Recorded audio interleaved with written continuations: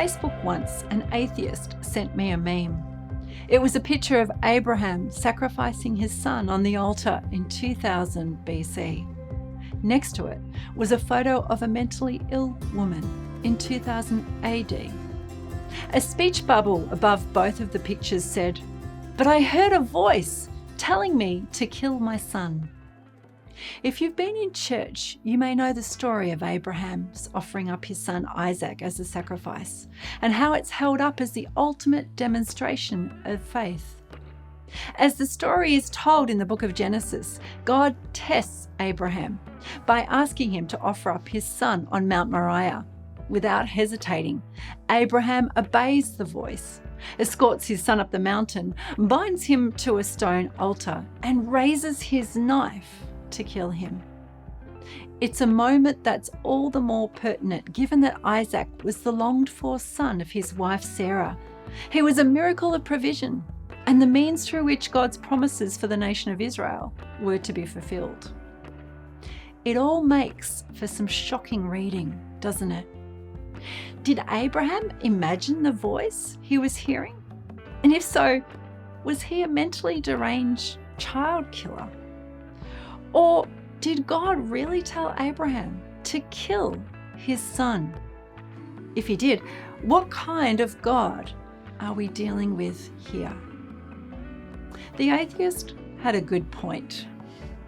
In fact, in my ministry, one of the key things that we talk about at God Conversations is, how do you know it's God?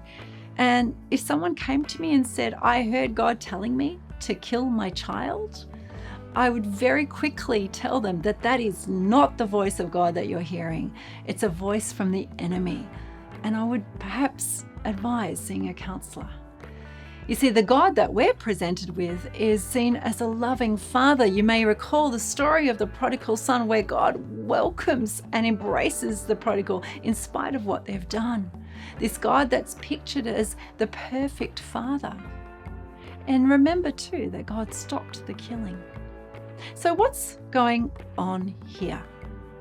Well, we really need to understand the ancient understandings of what sacrifice is to see what's happening. In the ancient world, the gods were many, and people believed in many different gods. And many of those gods demanded child sacrifice as part of their worship. And from Abraham's perspective, there was no way of knowing that his God was any different to Moloch or Baal. So when God says, "Go and offer up your son," that's what he does. Well, of course, the big revelatory moment of this story is when God says no, and he says, "Stop, don't do it. I want to see that you have faith in me, but I'm not that kind of God." And in fact, as history unfolds, we see that God never delights in the sacrifice of living things. We see that he held Israel to account when they engaged in child sacrifice. And then later on, even with the sacrifice of animals, he said, I don't long for that. I long for you to show mercy and kindness to reflect my heart. And of course, as we know, as history unfolds, that God's answer to what he was like came when Jesus came as the perfect image of the invisible God. Jesus said, "If you've seen me, you've seen the Father." So when Jesus welcomed children and embraced them and presented as a loving Father, we know that God has always been like Jesus.